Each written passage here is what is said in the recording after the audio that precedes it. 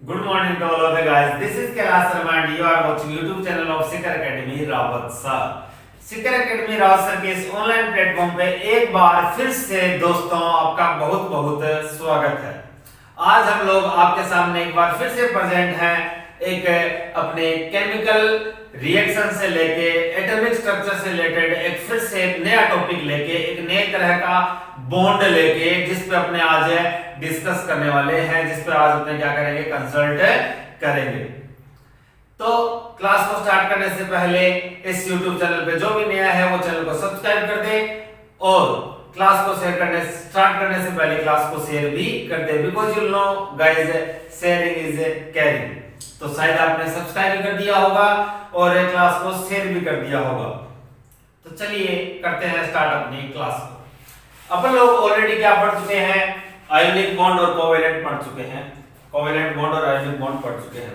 आज अपने जो बॉन्ड पढ़ने वाले हैं वो एक स्पेसिफिक बॉन्ड है जो नॉर्मली आप लोगों ने आज तक उसका नाम कभी नहीं सुना होगा। नेक्स्ट क्लास में भी हल्का फुल्का नाम सुनेंगे आप 10th में भी। ये बॉन्ड काफी इंटरेस्टिंग रहने वाला है, इसके लिए आपको थोड़ा सा माइंड को यूज करना पड़ेगा, बिकॉज 8th के बाद 9th क्लास में कुछ सिलेबस काफी लेवल हाई हो जाता है, तो आप लोगों को अपने माइंड का लेवल भी क्या करना पड़ेगा, हाई करना पड़ेगा। आपके मस्तिष्क के जो बंद दरवाजे हैं उन्हें खोलना पड़ेगा। अपने माइंड में जो एक्स्ट्रा क्रिएटिविटी है, किचन में क्या बन रहा है, भाई क्या कर रहा है, माँ क्या कर रही है, टीवी पे क्या चल रहा है, यूट्यूब पे क्या ट्रेंडिंग है, ऐसा सारा कुछ माइंड से निकाल के टिकटॉक की वीडियो बनाते हो तो वो भी एक बार क्या कर दो, छोड़ दो। और मैं तो कहता हूँ टिकटॉक को पूरा ही छोड़ दो, वो तो एक घटिया किस्म का ऐप है जो पता नहीं दुनिया क्यों चलाती है। चलो वो लोगों की मर्जी है, अभिव्यक्ति की स्वतंत्रता है, उन्हें कोई रोक नहीं सकता। तो हम क्या कह सकते हैं, अपना खुद का विचार है, जो यूज करना चाहता है तो वो करो, लेकिन मेरा तो यही ये राय है कि उसको यूज करना घोर मूर्खता, उसको छोड़ते हैं। लेकिन फिलहाल उन सभी टॉपिक से बाहर निकलिए और अपने दिमाग को कंसंट्रेट कीजिए बोर्ड पे। स्टार्ट करते हैं अपना नए तरह का बॉन्ड है। इस बॉन्ड के लिए क्लास को पूरी देखना जिससे आपको ये बॉन्ड अच्छी तरह समझ में आ जाए। और ये बॉन्ड जो है ये आप कौन से भी लेवल में चले जाना, +1 +2 BSc first year, BSc second year, BSc final year, MSc first year, MSc second year, MPhil, किसी भी लेवल में ये हर जगह काम आने वाला है। सर ऐसा कौन सा बॉन्ड है? So now I am going to start our topic, that is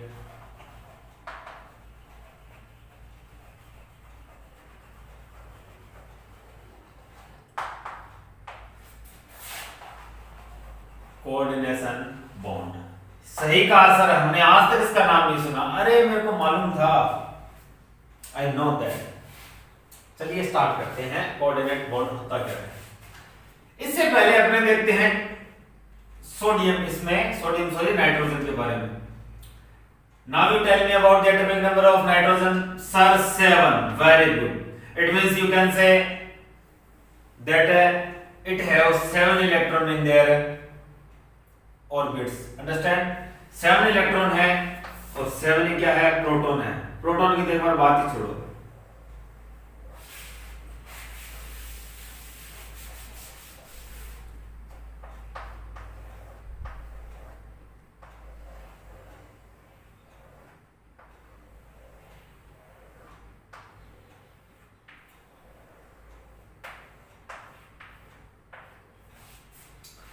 electron कितने हैं, 7। सर हमें मालूम है फर्स्ट में कितने आते हैं, 2, 7 में कितने आते हैं, 8 आते हैं। तो इसमें कितने डालेंगे, फर्स्ट में 2 डाल दो, सेकंड में कितने आते हैं, 8 आते हैं। लेकिन सर 7 ही थे अपने पास टोटल, 2 यहां डाल दिए, इधर कितने गए, 5 रह गए। ठीक है भाई, 5 रह गए तो 5 डाल दो। ये क्या हो गया, नाइट्रोजन हो गया। अपन लोगों ने कोवेलेंट बॉन्ड पढ़ा था। कोवेलेंट बॉन्ड में क्या कहा था आप लोगों ने, an atom want to be always stable, so C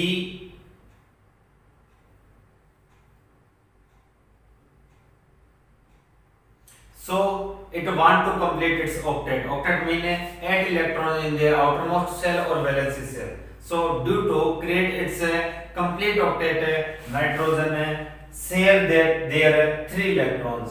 nitrogen क्या करेगा, अपने 3 इलेक्ट्रॉन्स को शेयर कर लेगा। नाइट्रोजन क्या करेगा, अपने 3 इलेक्ट्रॉन्स को शेयर कर लेगा। ठीक है, ये सेकंड नाइट्रोजन ये कर चुके हैं आपने पहले। इस नाइट्रोजन के दो इलेक्ट्रॉन एक्स्ट्रा यहाँ पे रहेंगे, इस नाइट्रोजन के 2 इलेक्ट्रॉन यहाँ पे। सर ये कहां से लगाए, लास्ट क्लास देखना आप, आपके अच्छी तरह समझ आ जाएंगे ये कहां से लगाए। फिर से बता देता हूँ एक बार कि ये टोटल 5 थे। अंदर वाली बात नहीं करेंगे अपने, ओनली मैंने कहा था it want to complete their octet, it means it want to complete their 8 electron their outermost shell और valency shell. And we know that valency shell कौन सी होती है, लास्ट वाली होती है। तो अपने लास्ट वाले इलेक्ट्रॉन्स की बात करेंगे। तो लास्ट में इसको करने कितने 8 करने के लिए 2 इलेक्ट्रॉन इसके पास वैसे रहते हैं।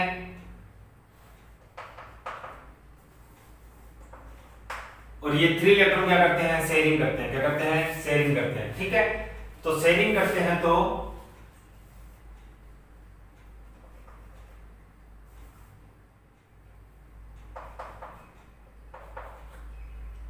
ये शेयरिंग करते हैं इलेक्ट्रॉन, तो इसके कितने हो गए,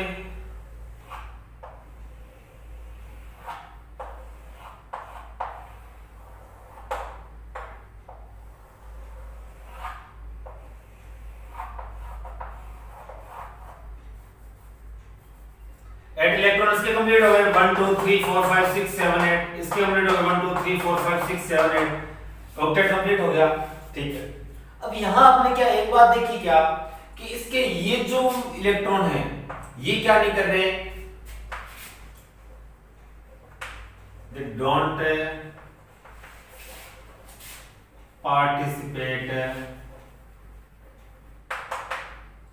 इन बॉन्डिंग, ये बॉन्डिंग में पार्टिसिपेट नहीं कर रहे। इस तरह जो लास्ट सेल के अंदर वैलेंसी सेल में जो इलेक्ट्रॉन्स हो जो क्या ना करें, बॉन्डिंग में पार्टिसिपेट ना करें, इन्हें क्या बोलते हैं, इन्हें बोलते हैं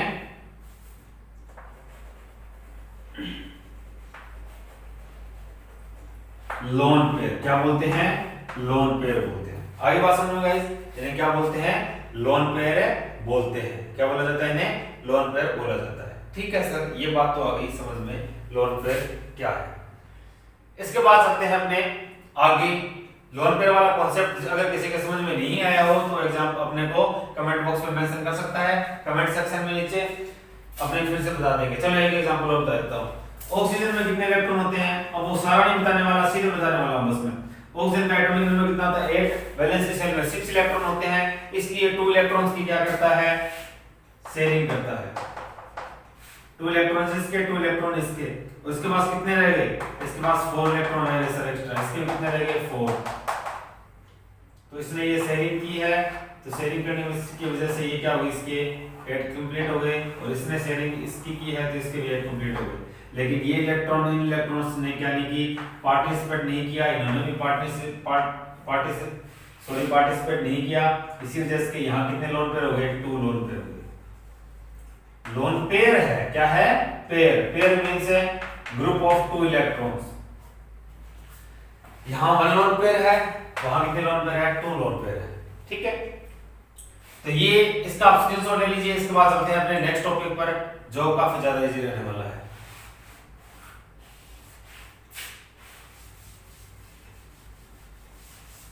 टॉपिक तो नहीं कहा जा सकता, ऐसे कहेंगे कि बॉन्ड बनता कैसे है वो देखते हैं।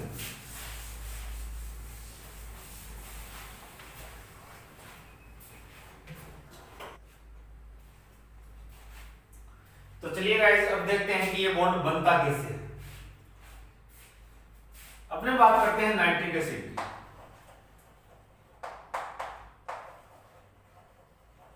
नाइट्रिक एसिड का फॉर्मूला होता है HNO3। क्या होता है, HNO3। ये कैसे एडजस्ट होता है, ये इस तरह एडजस्ट होता है। वैलेंसी देखो, हाइड्रोजन की 1 वैलेंसी होती है, कंप्लीट है। ऑक्सीजन की 2 वैलेंसी कंप्लीट है, नाइट्रोजन की 3 वैलेंसी कंप्लीट है, और ऑक्सीजन की 2 वैलेंसी कंप्लीट है। सर लेकिन यहाँ ऑक्सीजन 3 है, यहाँ आपने 2 लिखे हैं, ये चौथा ऑक्सीजन कहाँ आएगा? ये ऑक्सीजन इसके साथ तभी ऐड हो सकता है जब बॉन्ड बनाए, लेकिन ऐड किसके साथ हो सकता है, इनमें से किसी के साथ होने वाला नहीं, क्योंकि सभी की वैलेंसी कंप्लीट है। ऑक्सीजन को कितने इलेक्ट्रॉन चाहिए, ऑक्सीजन के पास लास्ट में कितने होते हैं, 6 होते हैं, इसको 2 मोर चाहिए।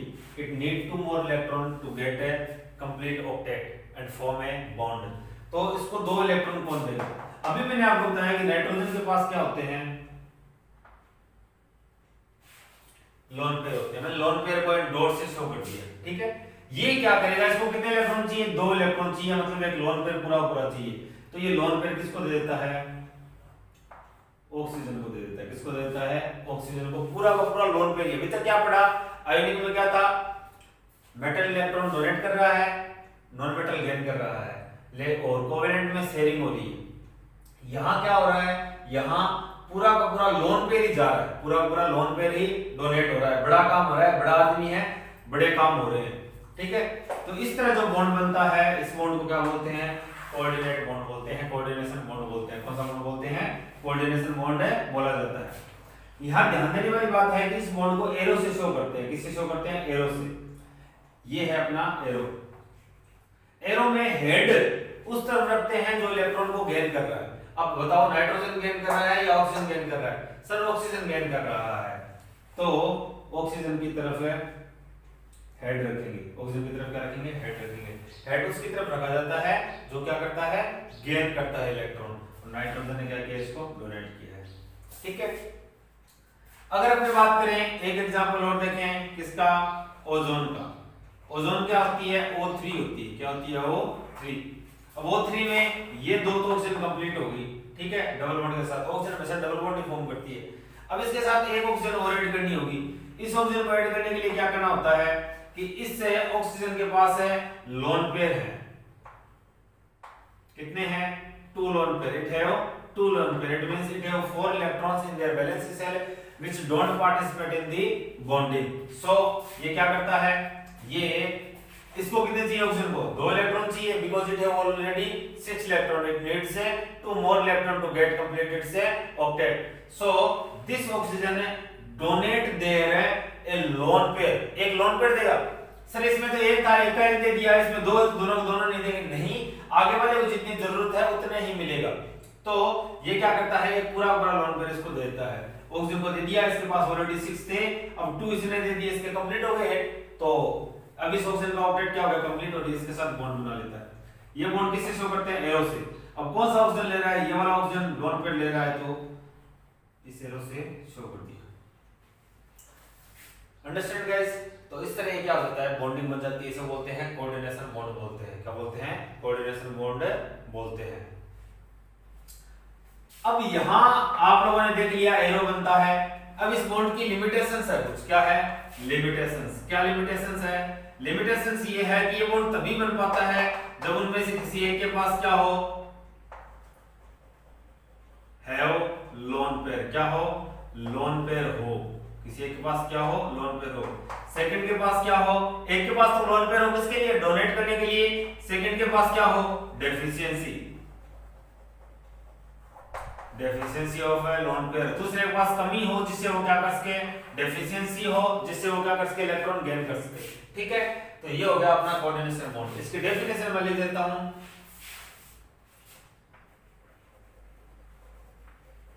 Such a type of bond which in which an atom donate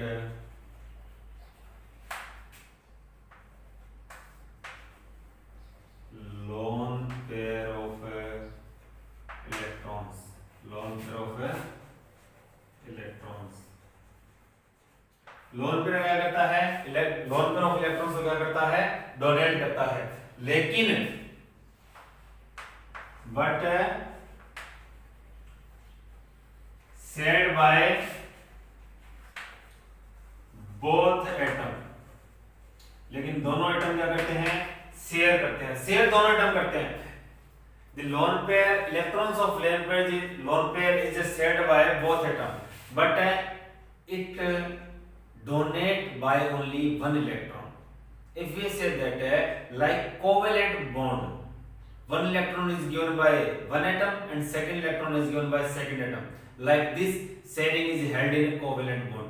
But here in coordinate bond, if we talk about sharing, then we find that only electron will be donated by single atom या first atom, but shared by both atom. Share दोनों करेंगे लेकिन donate कौन करेगा, एक ही करता है। आगे बात समझिए, इस तरह जो बॉन्ड बनता है उसे क्या बोलते हैं, कोऑर्डिनेशन बॉन्ड बोलते हैं। क्या बोलते हैं, कोऑर्डिनेशन बॉन्ड बोलते हैं। इसमें कंपाउंड्स में भी बॉन्ड बन जाता है, वो अपने पढ़ेंगे नेक्स्ट क्लास के अंदर, 10th क्लास में। तो आप इसका स्क्रीनशॉट ले लीजिए, इसके बाद ये टॉपिक कंप्लीट होता है। अब चलते हैं अपने नेक्स्ट टॉपिक पर।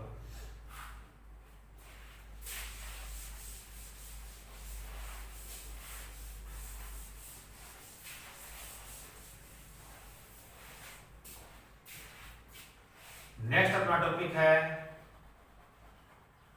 Chemical reaction. केमिकल रिएक्शन क्या होता है, अगर किसी मैटर के केमिकल चेंजेस होते हैं, किसी मैटर में केमिकल चेंज हो जाए, केमिकल और फिजिकल दो तरह के चेंज होते हैं, that is already read in eight class. Physical change और केमिकल चेंज, फिजिकल चेंज होते हैं उसके शेप वगैरह, अगर ये चौक टूट जाता है तो इसकी फिजिकल चेंज होगा, ठीक है। केमिकल चेंज यानी कि यार ये क्या हो, किसी और के साथ रिएक्ट कर ले, कुछ और ही मैटर बना ले, तो वो क्या होता है, फिजिकल चेंज होता है, ये सॉरी केमिकल चेंज होता है। जैसे कि आपने आटे का गूंथे हुए आटे से आपने क्या बना ली, रोटियां बेल ली, तो वो तो है फिजिकल चेंज।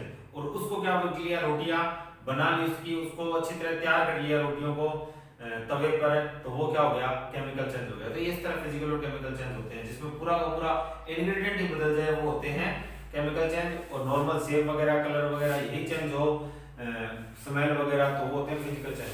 तो अगर किसी मैटर के केमिकल प्रॉपर्टीज में चेंज हो, इफ देयर इज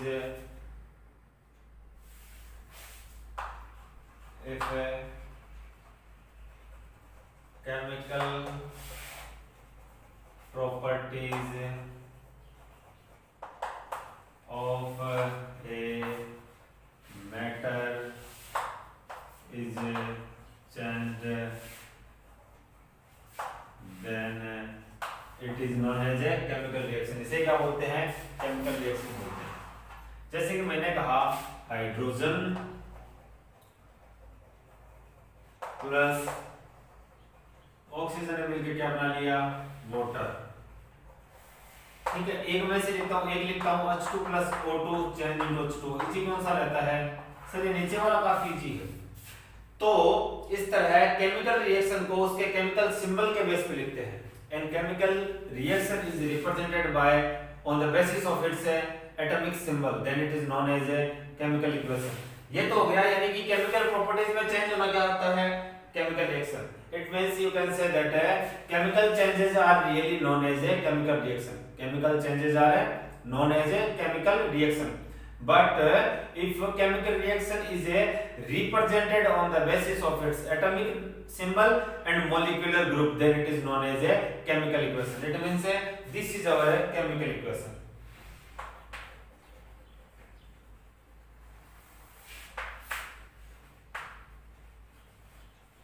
अब केमिकल इक्वेशन में क्या कुछ कैरेक्टरिस्टिक्स होते हैं वो देखते हैं। इसमें केमिकल इक्वेशन को लिखने के लिए क्या कंपल्सरी होते हैं वो देखते हैं। केमिकल इक्वेशन में क्या कुछ कैरेक्टरिस्टिक्स होते हैं, तो आप हेडिंग लिख लेना, characteristics of A chemical equation में लिख देता हूं,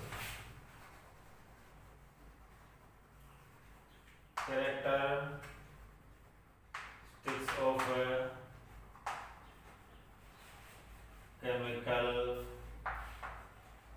इक्वेशन।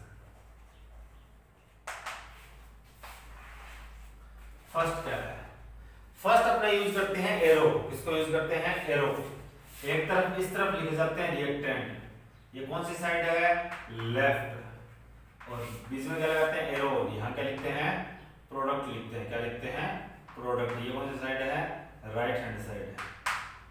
आपकी बुक के अंदर लेटेस्ट फैक्ट नहीं है, आपकी बुक में लेटेस्ट फैक्ट नहीं है, काफी 20-30 सालों के पीछे फैक्ट दे रखे हैं। मैं आपको लेटेस्ट फैक्ट बताने जा रहा हूं, ठीक है।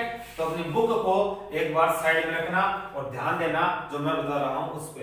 वैसे भी आपके पास बुक नहीं होनी चाहिए, बिकॉज जो बुक शॉप है, स्टेशनरी वगैरह है, ये तो क्लोज्ड है, तो आप लेके कहां से आए होंगे, शायद नहीं होगी, इसीलिए मैं आपको सारा का सारा बोर्ड पे लिखवा रहा हूं, आपको स्क्रीनशॉट का टाइम दे रहा हूं।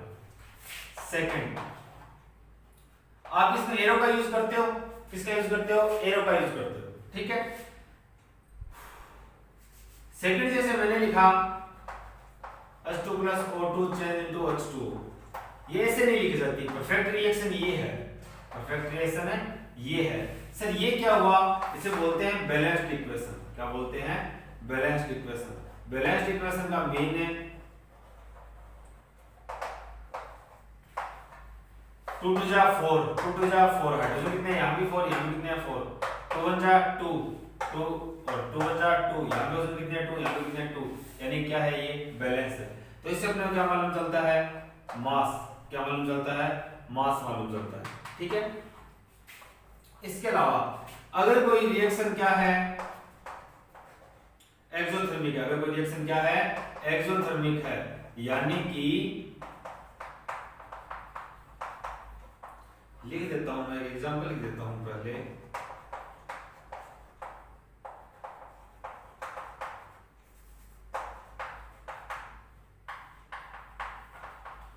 एक्सोथर्मिक मींस आप लोगों ने कच्चे मकानों पे कभी जो सफेदी करते हैं, उस सफेदी को पानी में भिगो के देखा होगा। उस सफेदी को पानी में आप भिगो के देखना, जिस मटके में, गड्ढे में, पोट में, तो वो गर्म हो जाता है। क्यों, क्योंकि वो एक्सोथर्मिक रिएक्शन है, क्योंकि वो क्या है, एक्सोथर्मिक रिएक्शन, यानी कि वहां से एनर्जी रिलीज होती है। क्या होती है, एनर्जी रिलीज होती है।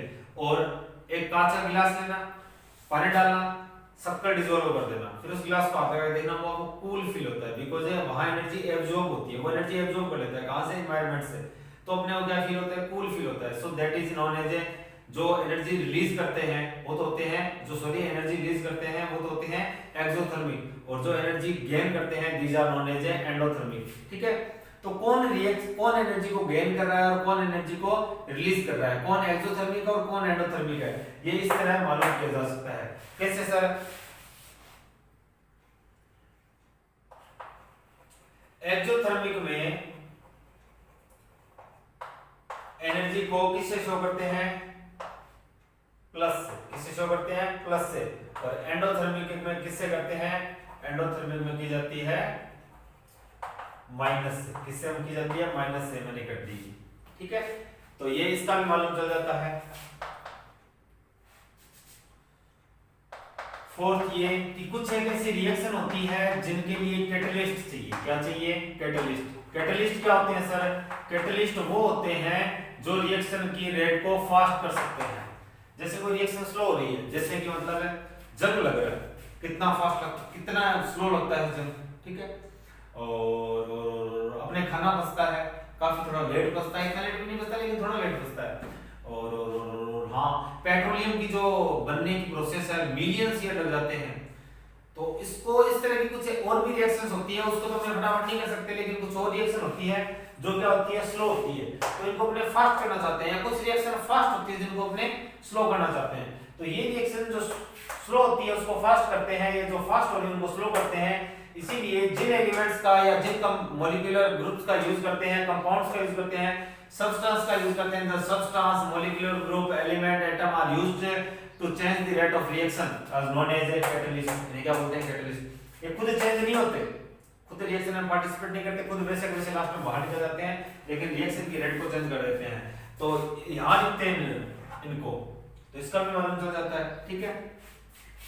और क्या है, और जैसे कि इसी रिएक्शन की मैं बात करूं तो यहां आप केवल कैटलिस्ट से काम नहीं चलता, यहां आपको 200 एटीएम प्रेशर और 723 केल्विन टेंपरेचर भी चाहिए, तब बनता है। तो अगर पर्टिकुलर कंडीशन है वो भी इस एरो के ऊपर लिखी जाती है, अपने को मालूम चल जाता है, ठीक है। पर्टिकुलर कंडीशन भी एरोस पे लिखी जाती है, मालूम चल जाता है। जैसे कि H2 प्लस O2 से क्या बना, वाटर बना, और H2O से क्या बना सकते हो, वापस है हाइड्रोजन प्लस ऑक्सीजन है, बना सकते हो। H2O से वापस हाइड्रोजन प्लस ऑक्सीजन बना सकते हो, और हाइड्रोजन और ऑक्सीजन से क्या बना सकते हो, H2O बना सकते हो। तो सर ये तो मतलब आगे भी चल सकती है, it can move forward and it can move backward, आगे पीछे दोनों मूव कर सकती है। सर इसको एक साथ कैसे लिख सकते हैं, एक साथ आप इस साइन का यूज करो, ठीक है, और इन्हें बोलते हैं किस तरह की रिएक्शन, रिवर्सिबल रिएक्शन। कौन सी रिएक्शन है, reversible reaction. Sir irreversible reaction, irreversible reaction के लिए ये यूज करो, डायरेक्ट एरो जो है ये इरिवर्सिबल रिएक्शन है।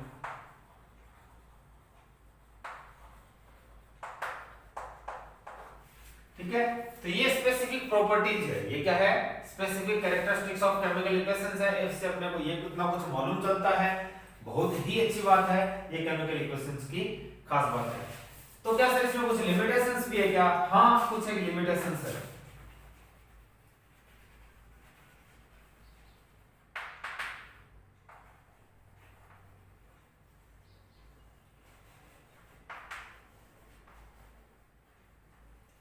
सर क्या है, इसकी एक और कैरेक्टरिस्टिक्स बताऊं आपको, ये इसमें ये है कि यहां आप स्टेट लिखते हो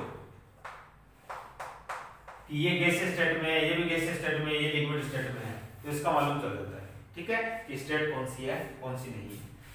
फर्स्ट ये, इससे अपने को क्या मालूम नहीं चलता, कंसंट्रेशन, क्या नहीं मालूम चलती, कंसंट्रेशन मालूम नहीं चलती।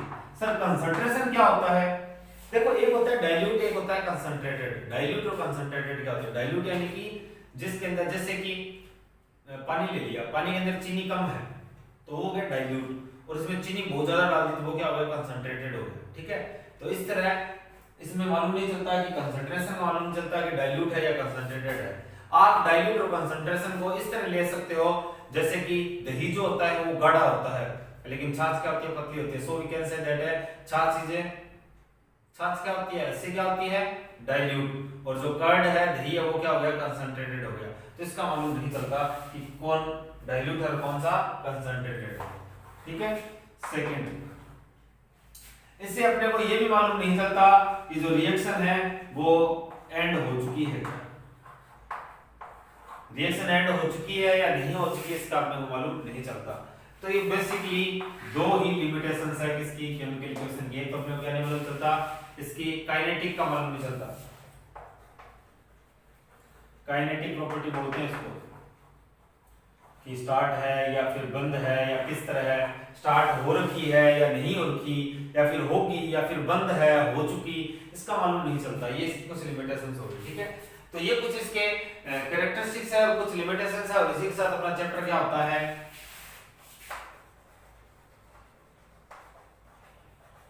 कंप्लीट। अगर आपको इस चैप्टर में फिर भी कोई प्रॉब्लम है तो अपने क्या करेंगे, आप कमेंट बॉक्स सेक्शन में कमेंट करेंगे, और उसके बाद अपने फिर से आपको क्या कर देंगे, कोई भी टॉपिक अगर रहेगा तो एक्सप्लेन कर देंगे। इसके बाद अपने नेक्स्ट क्लास में मिलेंगे नेक्स्ट टॉपिक के साथ। इसका आपने स्क्रीनशॉट ले लिया होगा। मैं उम्मीद करता हूं कि दोस्तों आप लोगों के कोऑर्डिनेशन मॉडल बहुत अच्छी तरह से समझ में आया होगा, केमिकल इक्वेशंस अच्छी तरह समझ में आएगी, इसके कैरेक्टरिस्टिक्स और लिमिटेशंस अच्छी तरह समझ में आएगी। अगर कोई प्रॉब्लम है कैटलिस्ट वगैरह कहीं भी कुछ भी वर्ड में, तो आप मेंशन कर सकते हैं, आपको एक्सप्लेन किया जाएगा। नेक्स्ट की एक मैं आपसे ये भी अपेक्षा रखता हूं कि आप साथ साथ नोट्स बना रहे होंगे, तो आप मेरी उम्मीदों में खरे उतरेंगे, साथ साथ लर्न करेंगे, रिवाइज करेंगे और नोट्स बना रहे होंगे। इसके बाद मिलते हैं अपने नेक्स्ट क्लास में एक नई तरह के चैप्टर के साथ, नई तरह की रोचक जानकारियों के साथ। तब तक के लिए दोस्तों अलविदा।